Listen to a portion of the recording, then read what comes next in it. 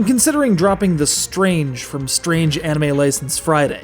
This game isn't strange, it's just good. Probably among the best fighting games I've played on the SNES, so let's just run with it. The first Yu Yu Hakusho game for the Super Famicom looked nothing like this, and was more rock-paper-scissors-esque battle simulation. Certainly an interesting stylistic choice, and after watching some footage I kinda want to track down a copy, but not the kind of head-to-head 2D fighting action that was tearing up arcades and home consoles in the early 90s. This sequel, on the other hand, is exactly the kind of head-to-head 2D fighting action that was tearing up arcades and home consoles in the early 90s. It's just done really well.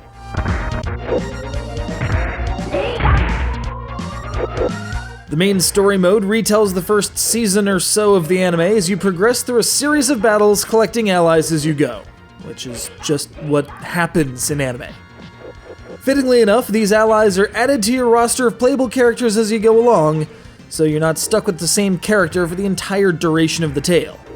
Or if you want to give the entire plot a miss and get straight on into the action, there's the requisite arcade-style massacre through the rest of the cast, along with 2-player head-to-head mode and a training setting so you can get a grip on the battle system. The gameplay is much like its SNK and Capcom contemporaries, full of quarter-circle-y goodness, mix-ups, and, if your health is critical and your energy gauge is full, a big old wampin' desperation attack.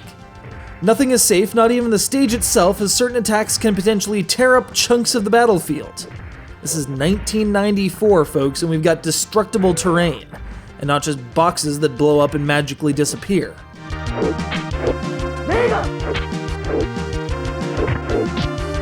The mechanics feel very sound and very inviting to gamers of today since, let's face it, this game's a little ahead of its time. We've even got a stun gauge, that yellow one up there, that shows you how close you are to being incapacitated. So this isn't really Strange Anime License Friday so much as it is, man, it sucks we didn't get this Game Friday. This could have shaken up the entire landscape had it made landfall in the West. For a series I don't really watch and a game I'd not played before, this one brightened my pre-weekend.